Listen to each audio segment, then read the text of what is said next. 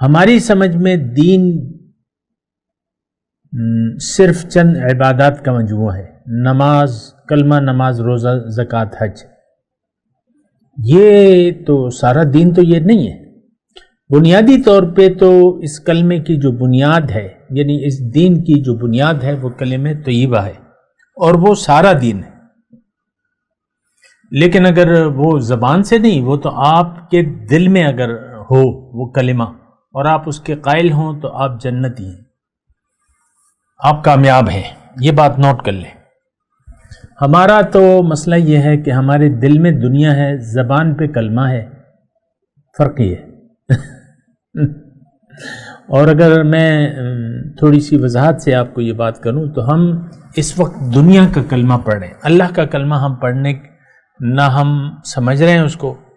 اور نہ ہم نے پڑھا ہے، نہ سمجھ کر پڑھنے کے لیے ہم تیار ہیں، یعنی دل سے، دل میں ہمارے دنیا ہے۔ یہ دیکھیں مختصر سی بات ہے، میرا دیکھیں آپ سے کیا لین دین ہے، حساب کتاب ہے، بس یہی ایک نصیحت ہے، اور میں تو آپ کو آپ کے لیے چاہتا ہوں، میری تو آپ سے کوئی لالچ نہیں ہے نا، اگر ہے تو آپ مجھے بتا دیں۔